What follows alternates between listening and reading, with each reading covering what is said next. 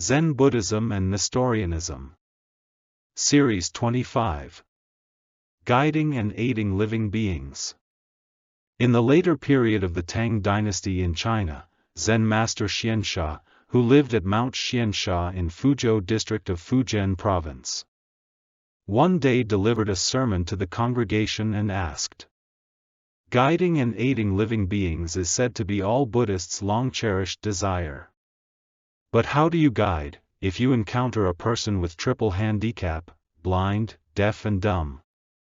If you couldn't guide such people, then the Buddha Dharma has no effect." This time, let's take a look at the koan of the Blue Cliff Record 88th case.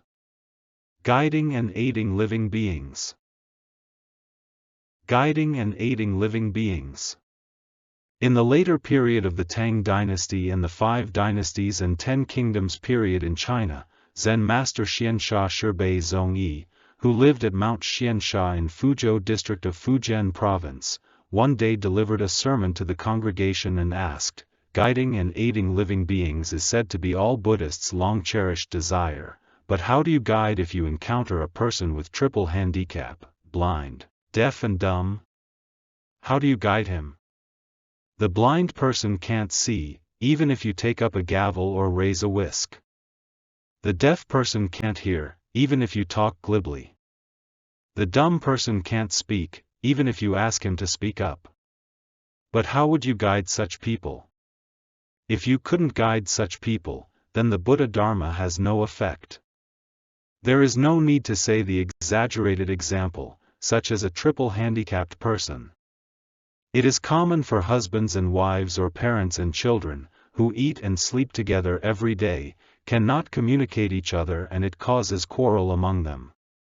Moreover, if people's denomination, nationality, race are different, might also happen armed disputes and international conflict.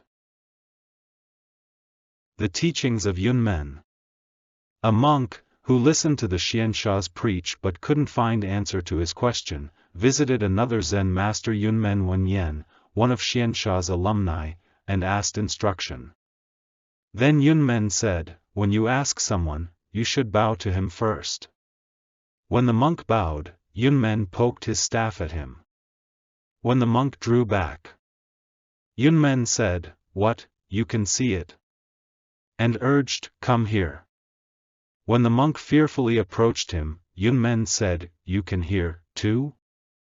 and asked, "How? Did you understand?" When the monk answered, "No, I do not understand." Yunmen said, "What, you are dumb, aren't you?" With that, the monk came to an insight. For one who stands at the beginning, and finds out Supreme God, who dwells in all creations. In other words, who finds out his original self. It does not matter if he or she can communicate or get mutual understanding with others anymore, because he or she has become the Holy One. So, he or she is just going through all the work that he or she should do now, in order for God's work to be revealed.